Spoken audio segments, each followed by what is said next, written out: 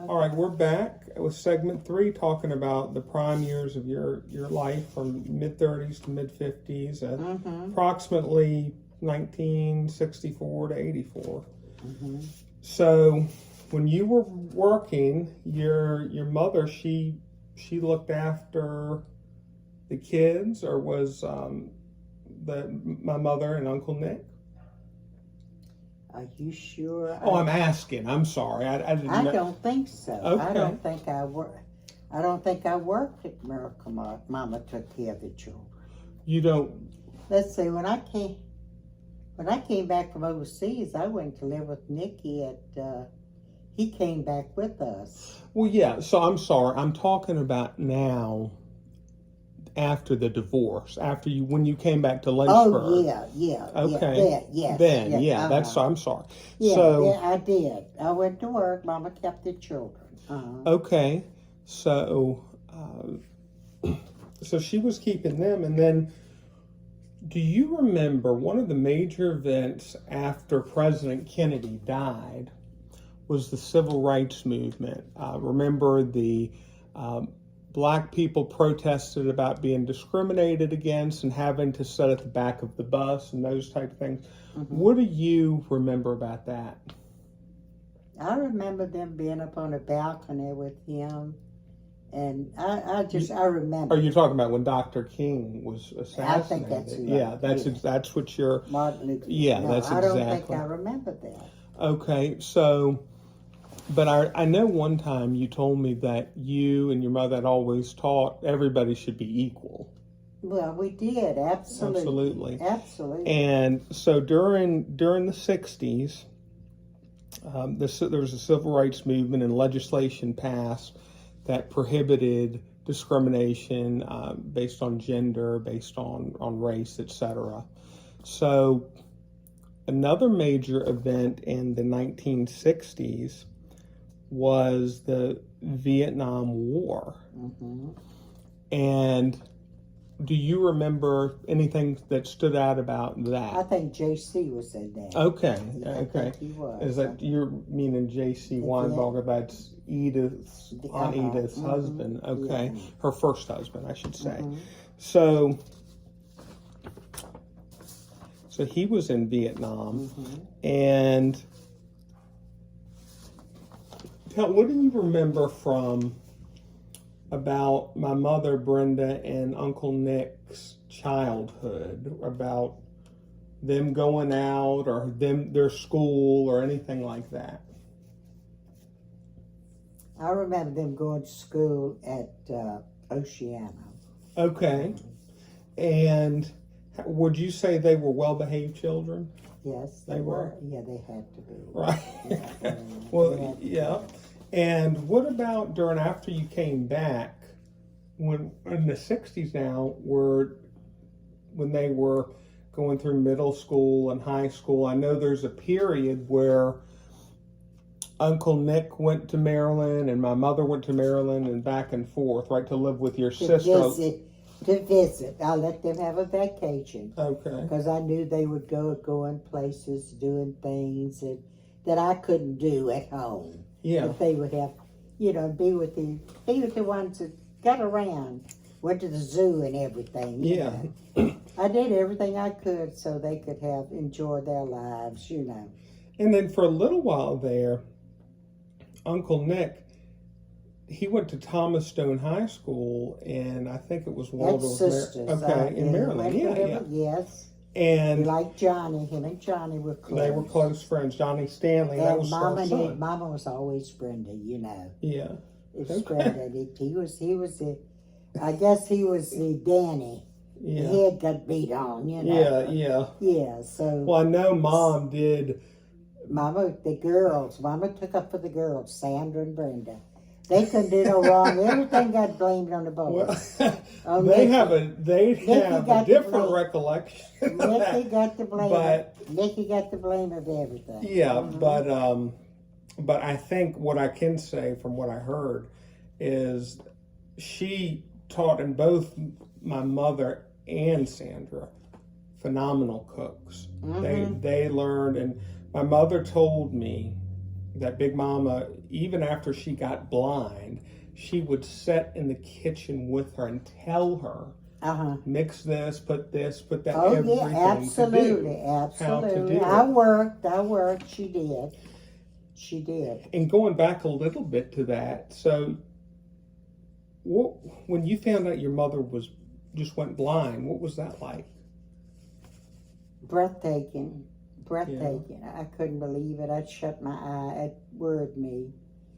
I couldn't believe it. I don't even like to remember it, you know? Yeah. I couldn't believe it. Wasn't that awful? That's terrible. She had glaucoma and a bad headache, and then they just... And I think maybe for anything wrong, I don't know, I hate to say it, maybe that had something to do with it, but to make her ready for heaven, you know? Yeah. I don't know. Yeah. I don't know. I've always wondered why that happened. Wondered why it happened. Well, it was a tragedy, and she lived, I think, about 20 years beyond that. Well, isn't that something? That wasn't it amazing? It is, yeah. I mean, that takes my breath to think about it. Me too. It's hard. It takes my breath to even sit here thinking about it. But you told me that's something she took in stride and had the best attitude about. She said it's God's will. If it is God's will. Yeah. Yes, it did. And maybe, I thought, well, maybe she's got something there. Maybe something would keep her from going to heaven, and best for her to have that now than, you know. That's what I've turned it as. So we talked a little bit about Vietnam. Tell me about what you remember about, I know my mother worked at, I think it was Pearson's drugstore at Pitt Mount Plaza. Where was that at? I believe at the plaza. Yeah, at the plaza, from what I remember from her telling me. And then, now, Aunt Ethel, she ran some kind of restaurant, didn't she? Yeah, the Dairy Cup. The Dairy Cup. Oh, what's road, yeah. Okay, and did Uncle Nick, did he work for her, or I don't know why I'm thinking that. Maybe I think he did a little bit. Yeah, he may have. And one, and I know he worked at Kenny's. I think he did. He worked that one time or another. Yeah, I think he may have been with Ethel's son. So then you worked at Miracle Mart, and in 1968 you went to work for Kmart, which was a big deal in those days, because that was a huge store opening up. And I remember you telling me that Miracle Mart would send people price checking in there when Kmart first opened up. What was it like working at Kmart? Good. I was personnel manager. Yeah, you had rose those ranks, and you also worked at, I think, did you say you worked in men's there, and men's electronics? I did men's layaway first, and I worked in electronics, and from electronics I went to personnel. And then you're in 1970. You were young. You were 41 years old. My mother, her first marriage, she was really young. She was 18, and that was to Brian's father, Joel. And now you're about to become a grandmother. So you've had 2 children, and you know. And what do you remember any thoughts about you're going to be a grandmother? Grandmother. I hadn't thought about it because it's a long ways away, though. Okay. I'm saying, when do you have any thoughts about when my mother had, I know she was a young mom. Yeah. Okay, about... No, I was happy. Okay. Yeah. So... I like that. And Brian came along in 1970, so that's a new generation right there. Do you have any... What other thoughts stand out about those times that you can think of in the 70s or 80s? Any significant? I loved every term, every year, every month. I let the good things. I thought everything was good. That's the way it's supposed to be. Well, one thing you told me, you always said your 30s are your best years. You've said that for. So what happened in the 30s? No, not the 19th. In your 30s, like when you're 30 years old or 35. What's some of the things I did then? Well, so some of the things we talked In about the then, I 30s? guess that's when your children were in your 20s, right? So in your 30s, you were. That would they were old enough that I could take the hands and go places and do things. Right, and do things with that was right, the best right. years, I think. And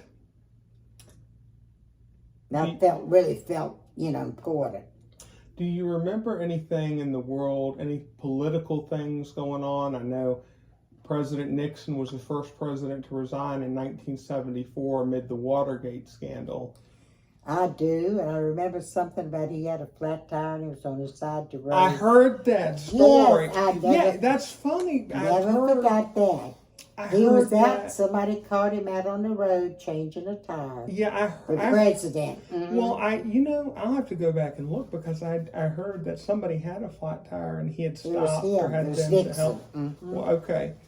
That's funny. You that's because I absolutely remember reading something interesting about that. So right along through things you don't forget, Yeah. Some things really stand out more. Stick in your mind. They stand out more than others. So one thing that was a big event in the 70s that was we're seeing this now. Gas prices went way up. I remember that. Okay. I remember. And gas was hard to get. It was hard to get. You couldn't get it so much, could you? You're right. That's right. There was rationing. It was rationed. And certain days of the week, from what I've heard, I wasn't around then. Yeah. So those were hard times then. Yeah. For sure. Yeah. I do. Since you mentioned it, I do remember. What else stands out about the prime of your life? Any other major events after you had your kids and they're teenagers to adults, but before you were really way in your 50s? Anything else? Any favorite times or stand out? They were all favorite. I'll tell you the truth. It was all good. Well, that's a great attitude. They were different and progress, like it was something it had to be, and it was, different stages. Enjoyed all of them. I sure did. I sure just missed them when they left, Yeah. I did. I just, I could begin to think about it as getting old or something, Right. Yeah, I mean, that's right. That's kind of in, I guess, the stage I'm in now. I'm 37, but it's all relative to how old you are at the time. Leave and get married and all of that stuff, and I didn't feel old then. I felt like I was the same. Why was it changing? Right. Things change. Right, but you feel this. I can relate to that. I felt the same. That's exactly right. Yeah, right. It makes sense. Yeah, that's right. And I always thought, ain't it funny how time slips away? I used to think about that song, and it was so true, What a good song.